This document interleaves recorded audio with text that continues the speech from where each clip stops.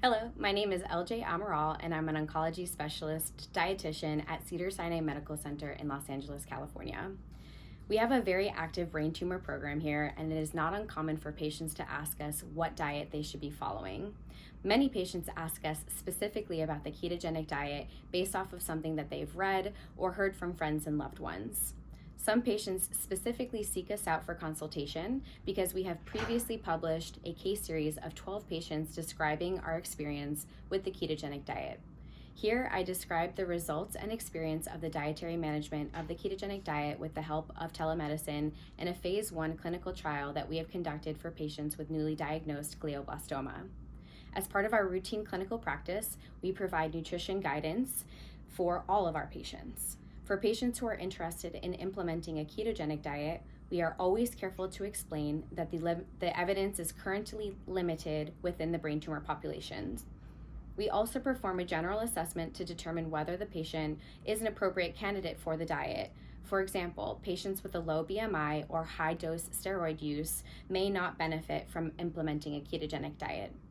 Our phase 1 clinical trial followed 17 newly diagnosed glioblastoma patients for 16 weeks following a classic 3-to-1 ketogenic diet, and 3-to-1 is referring to the grams of fat to the grams of protein and carbohydrates combined. At the time of data collection, there were only 14 patients who were evaluable for data collection. The protocol consisted of in-person education with the trained ketogenic metabolic therapy dietitian at day 1, day 8, week 4, 8, 12, and 16. Each week in between consisted of either phone or email follow-ups.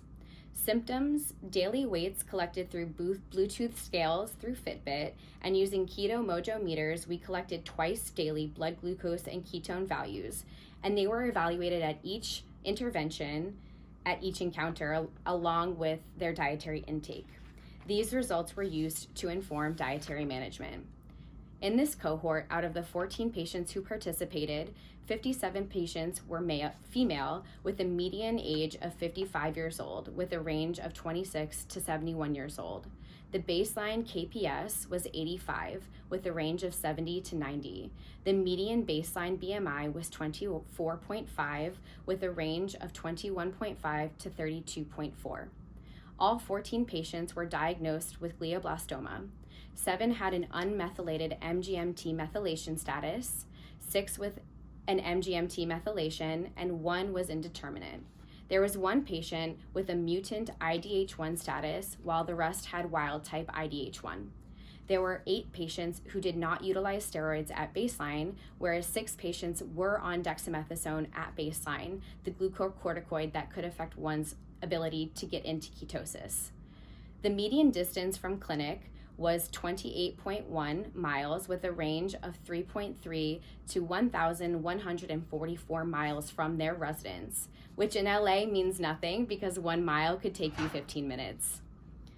There was a total of 298 registered dietitian encounters with a range of 6 to 16 per patient. There were 132 encounters that occurred in person, 166 by telemedicine, whereas there were 134 by phone and 32 by email. The most common outcome during the RD encounters was to change one's diet composition to include more fats. RD encounters resulted in 116 changes to diet composition, 30 modifications of caloric intake, 67 discussions of symptoms, 58 episodes of technical troubleshooting, such as device and data syncing issues, and 27 instances where no changes were made. A higher number of encounters per patient was associated with higher blood ketone levels. Only 1 patient came off the trial for keto-related symptoms. 5 patients continued some form of keto beyond the 16-week intervention. There was no evidence of a relationship between percent telemedicine encounters per patients and percent change in BMI or percent study days in ketosis, which suggests that telemedicine and in-person encounters were comparable in respect to efficacy of weight maintenance and ketosis. Statistical analysis of these relationships was limited by the small amount of patients in this study. The adherence to the ketogenic diet was high, with all patients maintaining nutritional ketosis as defined in this study by 0.3 millimole for greater than 50% of the study days. 11 patients maintained ketosis for greater than 85% of the study days. The mean per patient percentage of study days in ketosis was 87%. Adverse effects potentially attributed to the ketogenic diet were mild, and the primary objective of safety as defined in the trial was met in 100% of the patients. Mean glucose and ketone levels decreased throughout the study. It is worth noting that the patients were incredibly enthusiastic to start the diet and tried to initiate the diet prior to day 1. So that likely accounts for why patients' ketone values were higher in the first 2 weeks of their study.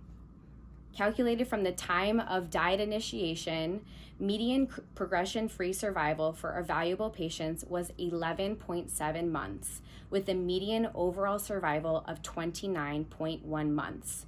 For comparison, the EORTC/NCIC phase 3 trial that established temozolomide as part of the standard initial treatment demonstrated a median overall survival of 14.6 months and a median progression-free survival of 6.9 months from time of diagnosis. To conclude, this phase 1 trial was well tolerated with high adherence to the ketogenic diet.